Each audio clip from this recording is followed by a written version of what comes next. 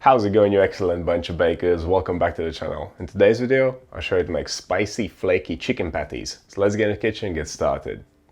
It has been a while since we last made rough puff pastry. I was craving something savory and spicy, so I decided to recreate my beef patty recipe, but this time with a delicious chicken filling. These bad boys are super flaky, crumbly, delicate, buttery, spicy, and extremely delicious. And the best part is that you can adjust the filling to your liking, or change it altogether.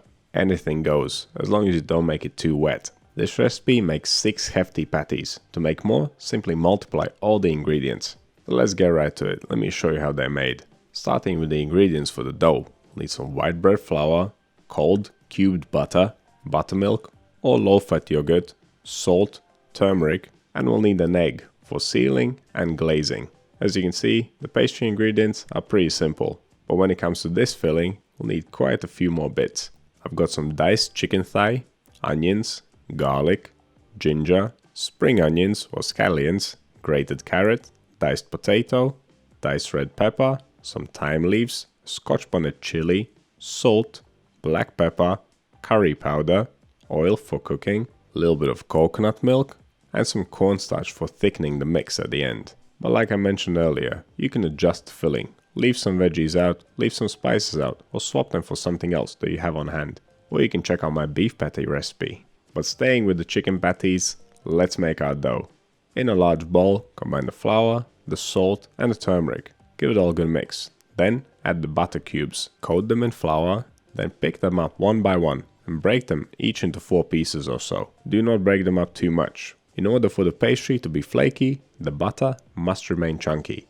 After breaking up the butter, add the buttermilk or yogurt to the mix. Grab your dough scraper and mix it to a dough. Once it becomes too dry, finish it by hand. The main thing to remember here is not to knead the dough, simply press it together.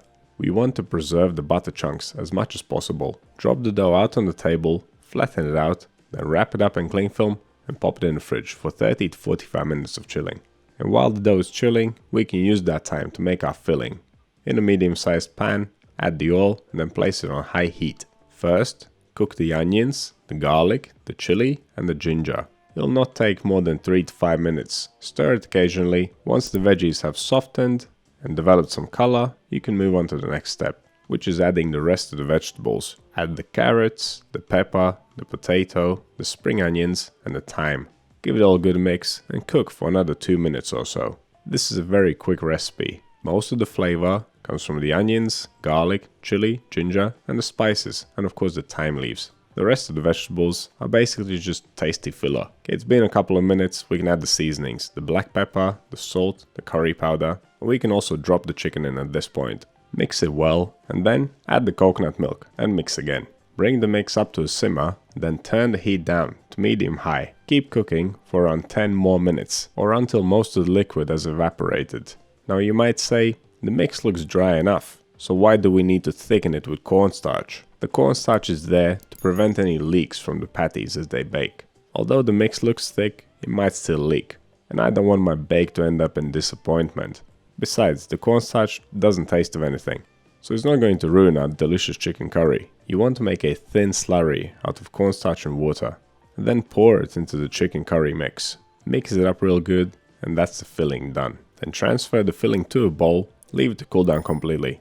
It must be cold before you use it, otherwise it's going to melt the butter in the pastry. You definitely don't want that to happen whilst you are shaping your patties. You could even make the filling a whole day ahead of time, and keep it in the fridge until you need it. Right, it's been around 40 minutes, now it's time to perform the first set of folds on our dough. Take it out of the fridge, unwrap it, dust it generously with flour, and then roll it out to about 3 times its length. It's not going to be pretty, but do your best to straighten out the edges. Place the dough horizontally in front of you, and now fold over 1/3 of it, and then fold over the loose third from the other side. Dust the dough with flour again, and roll it out once more. Try to give it the same shape as the first time around. Just as long, just as wide, and try to straighten out the edges as much as you can. Now you want to fold it into 3, one more time, exactly the same way as previously. Once you're done with the first set of folds, wrap the dough up again, place it in the fridge for another 30 to 45 minutes of chilling. After the second chilling stage, we can perform the second set of folds. The only thing you need to remember here is to roll the dough in the direction of the 2 open ends. The rolling and folding process is identical to the first set of rolls and folds that we did earlier. Roll it out, fold it into 3, roll it out once more, and fold it into 3 again. We are done with folding now, but the dough must be chilled down one more time before we can use it. It must go back into the fridge for at least another 30-45 minutes. During this time, I'll preheat the oven, 180 degrees Celsius, fan on, and that'll be 355 Fahrenheit. If your oven doesn't have a fan, go for 200 Celsius or 390 Fahrenheit. If you don't want to make your patties on the same day, you can prepare the dough a day ahead of time and keep it in the fridge until you're ready.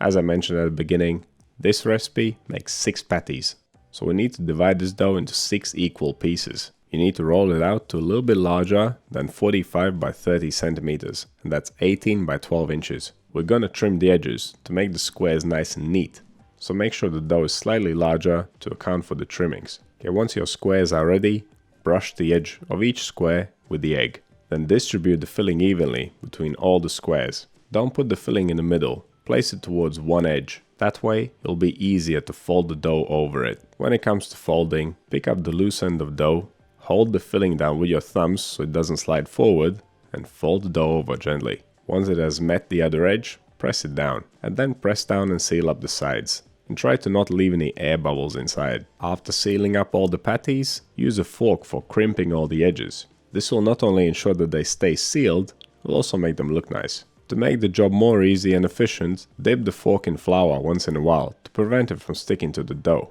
Now these things are looking beautiful already, but there is one more thing that you can do if you are feeling extra fancy. You can ever so slightly trim the edges of the patties to make them look nice and neat. Once your little artworks are done, place them on a non-stick paper-lined baking tray. There is just one more thing left to do before baking, and that is glazing them with egg. In my beef patty video, I cut a vent hole in each of them, but I realize now that there is no need for it. These things will not explode. But let's get these bad boys in the oven. They'll take around 25 minutes of baking. And if your oven's like mine and bakes things more on one side than the other, then turn the tray around halfway through the bake to get a nice even crust on your patties. And once they have puffed up and developed a beautifully rich amber color all over, they're ready. Remove them from the oven, leave them to cool down slightly, and enjoy your amazingly delicious curried chicken patties. And as they disappear one by one, start to regret the fact that you didn't make 12. But if 6 chicken patties are enough for you, then you may be interested in some other rough pot pastry recipes. And you know I got you covered there. Head over to the pastry, cakes and sweet bakes playlist. You'll find palmiers, cheese straws, pistachio and custard squares, and even apple pies. All made with pastry that uses exactly the same method as here. And let me know what you think of this recipe. Have you ever tried making rough pot pastry before? What's your favorite application? Share it down in the comments. But that is all I have for you today. Thank you so much for watching. I'll see you in the next one.